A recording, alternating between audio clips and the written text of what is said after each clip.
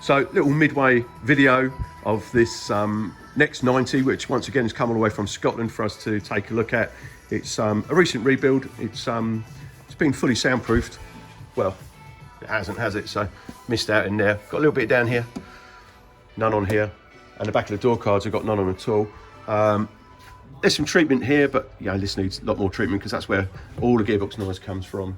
And the roof, oh, it looks like we completely forgot the roof. So we'll deal with that. Well, we'll deal with all the wiring and the cables hanging down everywhere. And the GPS aerial stuck on the inside of the glass, facing inwards, just in case there's a satellite in the car as opposed to in the sky. Perhaps that's why they've done that. Tweeters are loose. These are the spacers that had been made down here. So they wrapped them in carpet and they're about 20mm bigger than they need to be. So we're going to remake those, retrim those, rewire the hi-fi, move the subwoofer, finish the soundproofing. It's had a bulkhead removal bar fitted. This is impressive. So when we went to take it out, we jumped underneath to undo the nuts on the bottom of those bolts. And there weren't any nuts on them. So the bolts are just literally sitting in the holes. You could just pick them all up and take them out. They've been drilled through in the wrong place, so you can't get a bolt on the back. So we're gonna have to shift all that over and somehow deal with that. Gentleman wasn't very happy with the carpet finishing.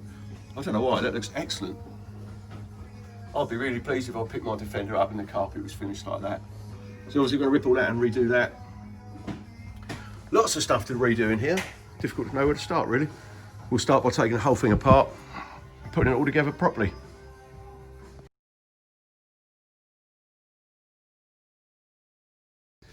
So, another little update on our 90, which we're going through and rectifying lots of little problems with.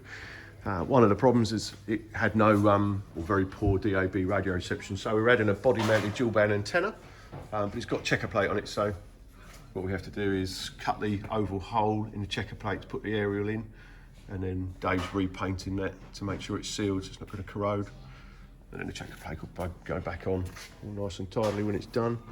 We had a lot of trouble with the wiring, so we've spent actually days and days in here. So Dan slowly picking his way through what can only be described as quite a mess, and adding the proper connectors and stuff like that. So it didn't have any connectors for the electric window switches, just sort of wires pushed on with little connectors. So when you unplug them, they'll all come away. So we put the proper factory connectors on. It only cost £2 or £3, so yeah, it just makes sense to do it properly.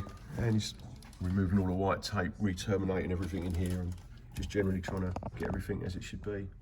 Let's get in there slowly. Do you think you're on a winner, Dan? Definitely, yeah. There you go. Let's have a little look in the back. Yeah, we've refitted the rear speakers, rewired them, re-terminated them, soundproofed the panels, refitted all of the carpets, added stainless steel finishes. This side's back together, or going back together. These were all wonky, so the windows looked wonky, but they're actually not wonky. But we can get them in nice and straight. We've managed to get the bulkhead removal bar in properly now and get all the fixing points in there as they should be. We've had to completely strip the whole back end. We were hoping just to work with the soundproofing that was in there, but we couldn't. It'd been foamed, but unfortunately there's only like 2 or 3 pads of actual soundproofing under the foam. So to rectify that, we've had to take all the foam out and the existing soundproofing. So yeah, still a long way to go actually, but slowly getting there. The headlining's back in now, so that looks nice. We've fully soundproofed and insulated the whole top half. We fitted a new camera, so the camera had water in it, but the other problem with the camera is it was screwed on with two metal screws, which were gone rusty, which went through the aluminium.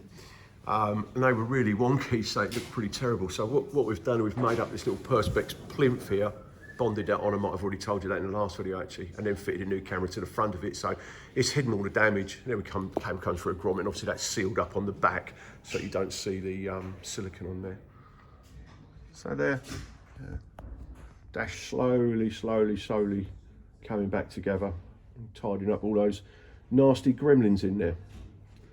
I'll show you a little bit more as we move a little bit further forward.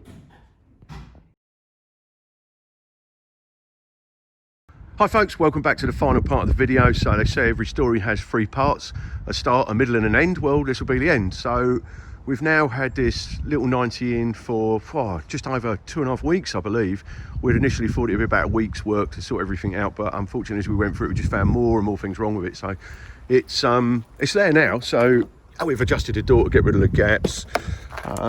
There's a metal fatigue was caused, this was all broken, so we created a steel plate behind it and bolted all that up to make it stronger. Yesterday the electric window stopped working and we took this apart and found that there's a dry solder joint in here, so we got rid of that and moved it back because you don't want a solder joint in there. Unbelievable really. I mean, that's a list of things that were wrong with it. So the bulkhead bar was loose, as we showed you last time. Sorted out the lock plate, adjust the door to stop the wind. Seam sealer, so this gearbox tunnel cover was actually away from the body, so when we took the soundproofing off there was a gap of about 15 mil all along the top there, so that's why there was a massive amount of noise in there. So we had to strip the soundproofing off, take that out, put new fixings in there, create a gasket, put it all back together, seal it and then re-soundproof it. All the soundproofing had to be redone. Most of it was missing anyway, but everything that was in there had to come off and be done again because it just wasn't enough, and it's making the carpets all sit unevenly because there was just sort of random pads stuck in there. We took out those tweeters that were stuck on top of the dash and fit a set of focals in there, but we've only just managed to cover the holes because they were, needless to say, in different places on both sides. We've had to rewire the whole centre console, so we've rewired everything behind here because it was just a complete disaster. There were loose wires everywhere. Uninsulated joints, everything taped up in white tape, so I've completely remade the whole loom for everything, so completely rewired that, remade that there. It's much smaller now, and it's also trimmed in vinyl rather than trimmed in carpet as it was before. We renewed the earths for the alarm and the electric windows. A customer complained of a rattle underneath. There were 3 things. First of all, the ECU underneath here wasn't fixed down. It only had, I think, one of its 3 fixings or something like that. So we completely redone that, made that solid. The panel that sits underneath here was loose. So they sit in like it's almost like a wedge kind of thing at the back. So you've got a raised panel and the first panel goes into it. That was all open. So we had to dress that back down. So that's now got rid of that. And the third and final thing was the exhaust rattling on the chassis. So we unbolted the exhaust, shifted it over, adjusted the brackets, put all that back together and solved that problem. What else did we do? There was an open grommet in the bulkhead, so we sealed that because that lets loads of noise through. ECU, centre seat box panel loose, exhaust fouling, just tons and tons of stuff really. But anyway, by the end of it, we've added one of these high-rise cubbies, which makes a real big difference because it's lovely and comfortable to put your arm on, and you've got the twin USBs in the front of it. We went through the hi-fi, we moved the amplifier from on top of the box to inside the seat box and rewired all of that, replaced all the phonos, took out that big sub and put a little jail audio in there. Fixed down the roll bar properly, obviously all the brace bar correctly. We retrimmed the whole back end again, so I took everything out, soundproofed it, foamed it, retrimmed it, reused the speakers, managed to reuse the speakers in the front. That was tricky because the speakers were absolutely full of filings, but luckily there's no damage, they were okay. This hole here had been cut too big, so we've had to create an aluminium ring, then use adhesive to fix that into the dash and then re-drill the fittings to hold the speaker in. So this speaker only had 2 screws just grabbing hold of the sides. The other screws were stuck to the magnet when we pulled them out. So that was a bit rough, but yeah, it's all been dealt with. So there you go, it's all done. Let's have a little look in the back to show you the back.